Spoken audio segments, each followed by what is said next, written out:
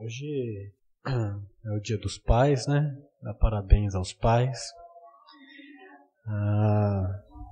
Eu vou dar uma palavra hoje específica para os pais, porém, eu gostaria que essa palavra não ficasse somente para os pais, que cada um aproveitasse aquilo que vai ser falado também, pode ser mãe, pode ser filho, tá? Filha, né? Que aproveitasse essa palavra também nesse sentido, tá joia?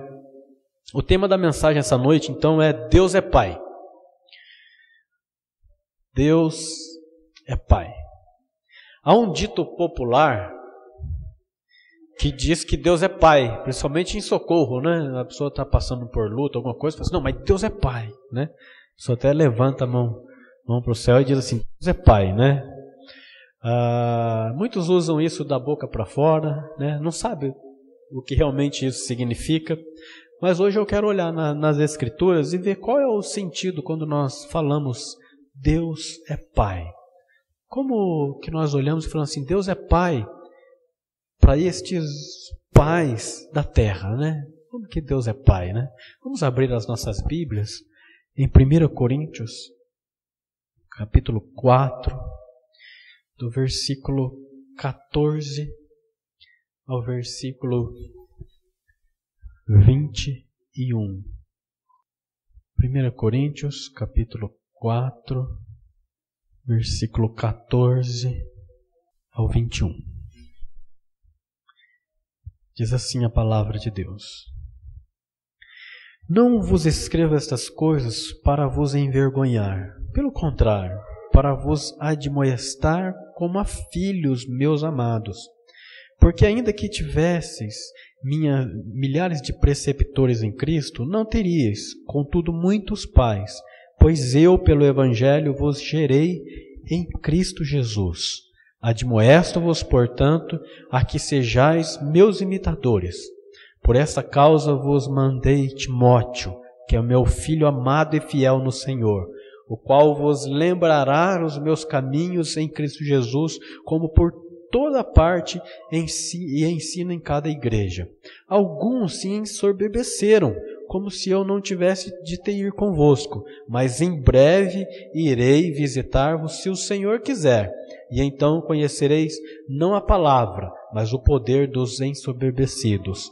Porque o reino de Deus consiste não em palavras, mas em poder. Que preferis?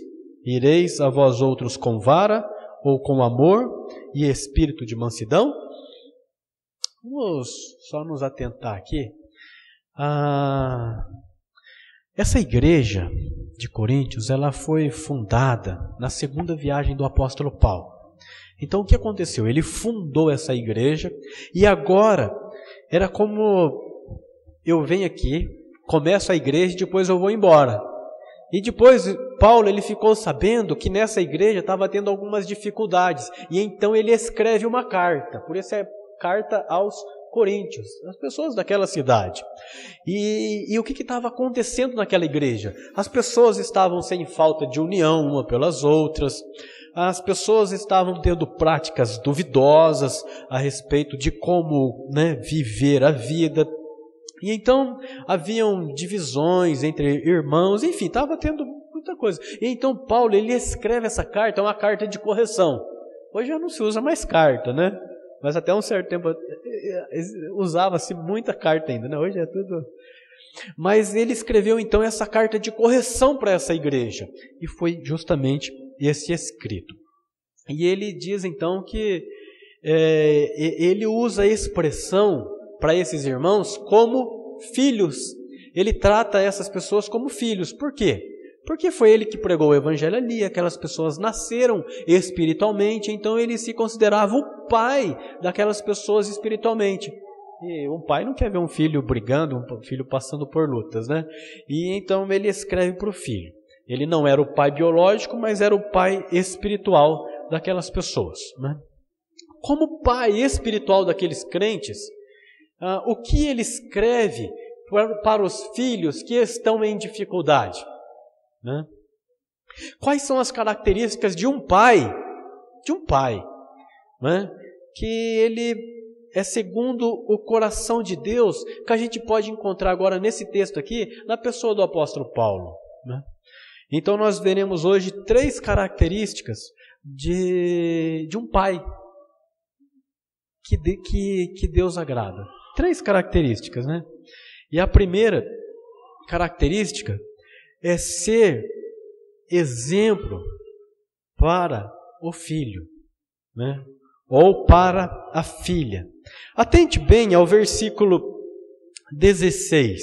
Ele diz assim: admoesto-vos, portanto, a que sejais meus imitadores.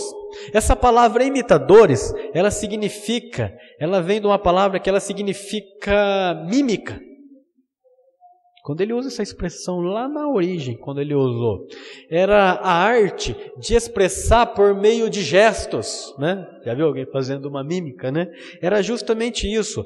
Paulo, ele era modelo para aqueles filhos na fé, e ele dizia para aqueles filhos, eles deveriam imitar a vida deles, né? Imitar os gestos dele, imitar como eles se comportavam, né? Nesse sentido, o que isso significa para nós? Significa que nós, pais, e daí nós, pais e mães, né? E todos, e às vezes você fala assim, eu não tenho filho, mas nós temos pessoas que nos consideram como pais, e como mães, pessoas que nós nos orientamos, né?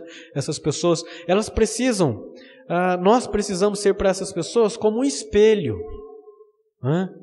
É mudo, limpo, é reto e ilumina. O exemplo. Se nós gritamos em casa, os nossos filhos vão gritar. Se nós sabemos conversar e falamos baixo, eles vão falar. Isso é em geral, nos nossos exemplos, vai refletir, né?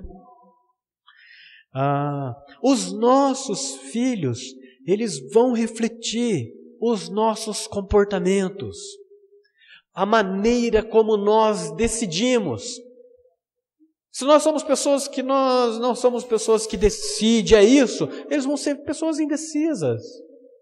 Os filhos, eles vão refletir. E nesse sentido, todos nós precisamos de ser exemplo para os nossos filhos. Tem um versículo da palavra de Deus que diz assim, Jesus, ele falou assim, porque eu vos dei o exemplo, para que como eu fiz, façais vós também. Então, Deus, ele é o nosso exemplo de pai. Amém? Deus é o nosso exemplo de pai. Vamos para uma segunda característica que nós encontramos aqui no texto, e ele está no versículo 14 e versículo 17. É disciplinar o filho. Versículo 14 e versículo 21, tanto no versículo 14 ele usa essa expressão de admoestar, né, os meus amados, e no versículo 21 também ele diz assim, que preferis, irei a vós outros com vara, com amor e o espírito de mansidão, né? A segunda característica de Deus, Pai, e isso deve ser para os pais da terra também, né? É a disciplina. E aqui nós precisamos compreender bem o que a palavra de Deus nos ensina a respeito de disciplina, né? A palavra disciplina nas Escrituras, a palavra disciplina no mundo, ela pode ser uma coisa, nas Escrituras ela significa treinamento e às vezes castigo, tá? Mas não é só o castigo, é o treinamento. Por que ele está dizendo isso? Porque ele está dizendo o seguinte, no mesmo momento em que nós apontamos o erro para o nosso filho, nós também valorizamos a virtude. Você entendeu? Do mesmo jeito que fala assim, ó, isso é errado, nós falamos como se faz certo.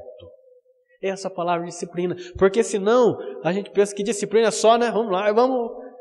Não, é as duas coisas, ao mesmo momento que, ó, isso é errado, Mas o que é certo então? Fica pensando a criança, né? Ou o filho, ou a quem está instruindo, seja um adulto, né? Não, aqui é o certo. Então a palavra disciplina, ela tem a ver com treinamento. A disciplina nas Escrituras é um ato de amor. Ele usa a expressão aqui exortar e admoestar, né?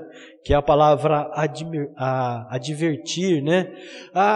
O que Paulo está chamando a atenção é que ele não está falando para aqueles irmãos, eu vou aí, ou essa carta é para humilhar vocês. Não é isso. Não é isso disciplina. A disciplina não é expor o outro, ou o filho e a filha ao ridículo, ou diminuir o valor daqueles irmãos, mas tinha como finalidade tratar aquela situação e aquilo que os irmãos precisavam ser tratados. E Deus nos disciplina, irmãos.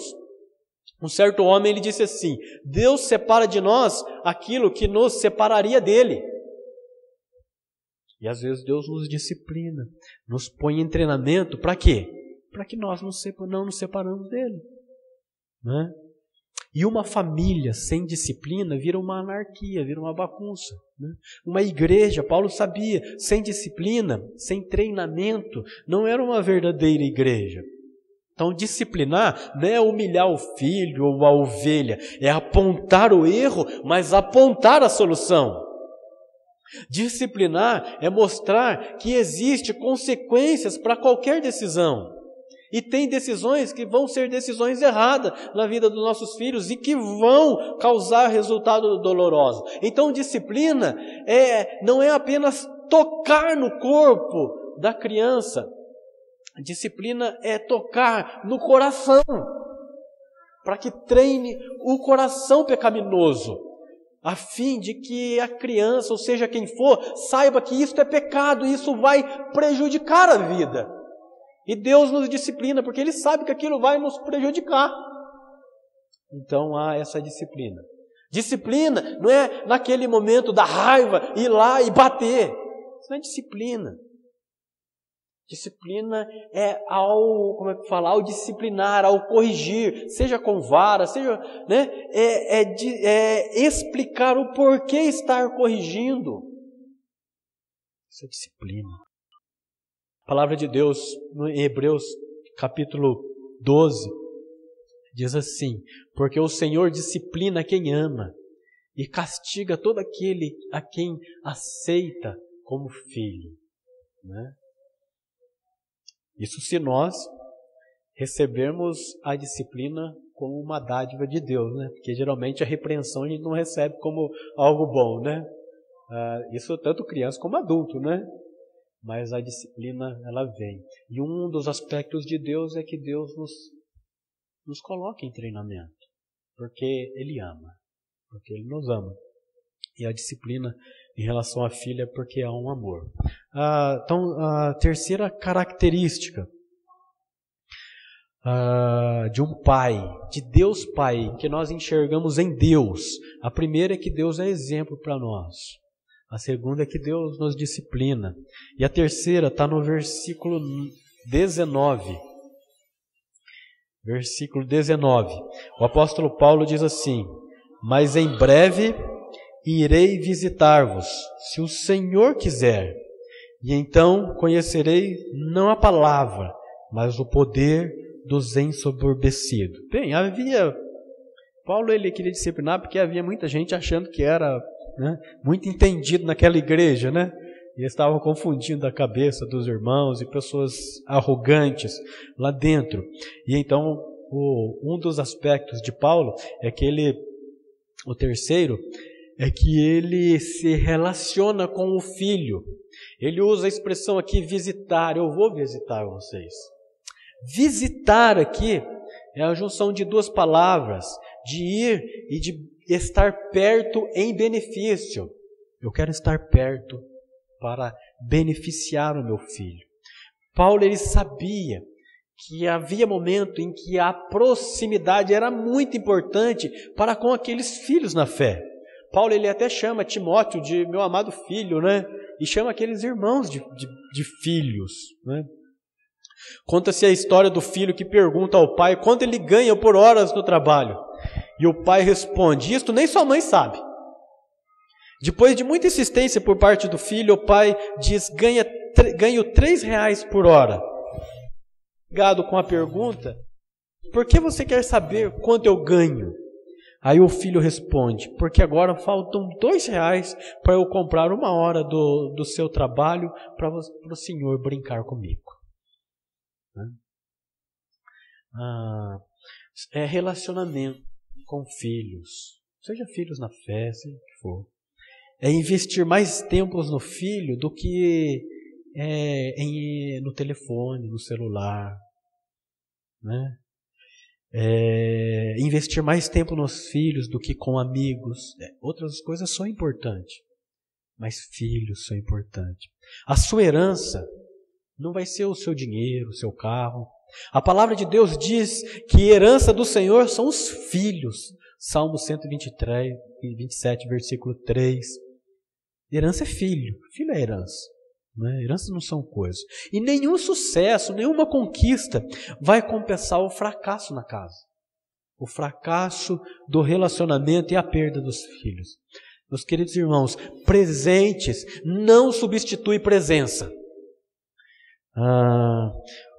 Pais precisam se interessar-se pelos assuntos dos filhos. Paulo nos ensina. E Deus é assim conosco. Se interessar pelo assunto dele. Isso é bobeira, isso é coisa de criança. Isso é coisa, né? Não, é importante para ele. Interessar-se pela vida dos filhos. Chamar de filho, e não de moleque. Ei! Nordeste fala ei, né? Ei! É chamar pelo nome. Tem nome, é filho, é filha, né? E nós, pais, se nós não elogiarmos as nossas filhas, os nossos filhos, o mundo vai fazer isso mais tarde. E de maneira errada. Se nós não os abraçarmos, o mundo vai fazer isso. E de maneira muito mal. Nós precisamos celebrar com os nossos filhos. Chorar com eles, se alegrar com eles, participar da vida deles. Seja a formatura que for, seja qualquer coisa, do mais simples que for, a partir dali. É claro, irmãos, naquilo que está ao nosso alcance, nós sabemos disso, mas nós precisamos de estar juntos, nós precisamos, os filhos precisam olhar para nós e encontrar realmente a presença de Deus na nossa vida. Porque não recebeste o espírito de escravidão para viverdes outra vez atemorizados, mas recebeste o espírito de adoção baseado no qual clamamos Abba Pai. Nós não precisamos mais viver atemorizados. Nós não precisamos viver mais atemorizados. Por quê? Porque Deus é nosso Pai. Abba Pai. Abba é uma outra expressão para Pai também. Está falando Pai. Pai, é essa a expressão, né? Que a gente possa chamar os nossos filhos de Pai, a Deus de Pai, os nossos filhos de pai, de mãe, filhos espirituais também, pessoas em que nós nos aconselhamos. Quando Paulo ele escreveu esse livro de Coríntios, ele estava ensinando que aqueles irmãos deveriam ser maduros na fé. Por quê? Porque aquelas pessoas daquela igreja eram que nem criança, agitado de um lado para o outro, sabe? Não tinha firmeza na fé. E por ser assim, eles queriam viver de qualquer jeito, praticar a vida de qualquer jeito, tanto fora da igreja como dentro, né? E Paulo então ele escreve essa carta falando assim, puxa, maturidade na vida espiritual. Porque maturidade na vida espiritual vai desenvolver relacionamentos maduros também. Que vai refletir na igreja e fora da igreja, né? Mas isso vem, nesse caso específico, vem quando nós olhamos para Deus. Sabemos que Deus é o nosso exemplo para viver, nosso Pai. que Deus nos disciplina e que Deus quer um relacionamento diário conosco. Amém?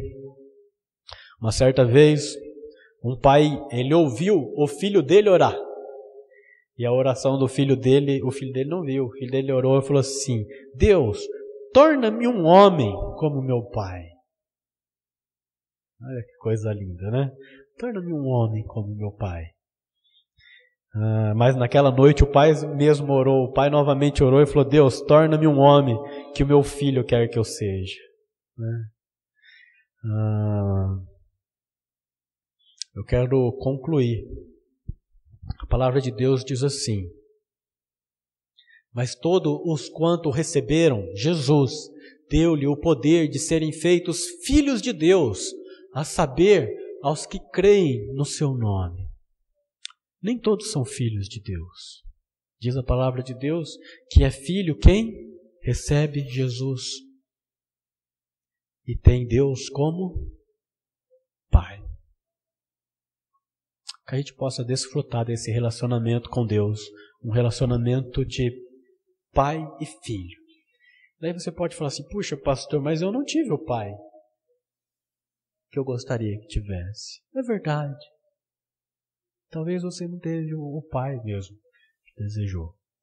Mas você tem aquele pai maior, tá?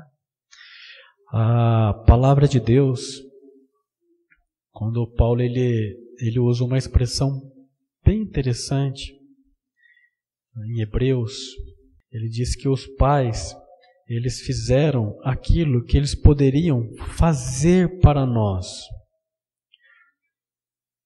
Hebreus capítulo 12, versículo 10 diz assim: pois eles, nossos pais, nos corrigiam por pouco tempo, segundo melhor lhes parecia. Às vezes eles deram aquilo que eles tinham conhecimento, que eles puderam fazer. Talvez não foi o melhor, mas foi aquilo que eles puderam fazer. Talvez o seu pai já nem está mais aqui, mas nós podemos agradecer.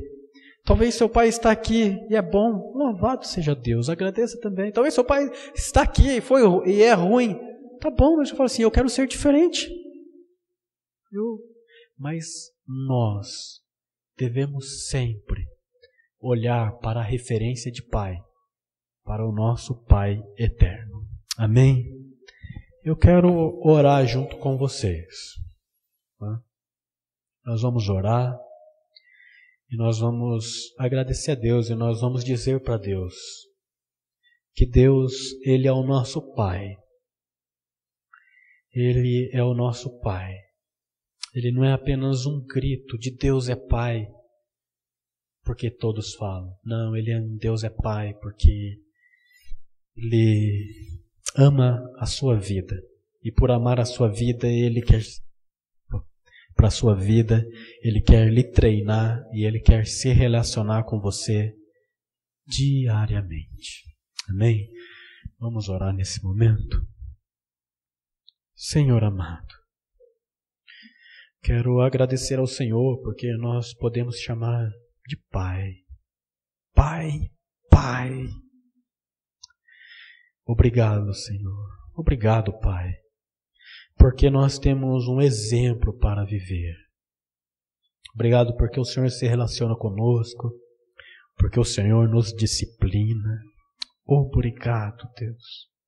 Obrigado. Que nós, pais aqui na terra também, venhamos sempre olhar para o Senhor como uma referência do que é ser pai. Em nome de Jesus, eu quero orar por cada irmão e irmã que está aqui, que teve os mais diferentes tipos de pai. Quero agradecer pela vida de cada pai. No nome de Jesus é que nós oramos. Amém. Amém.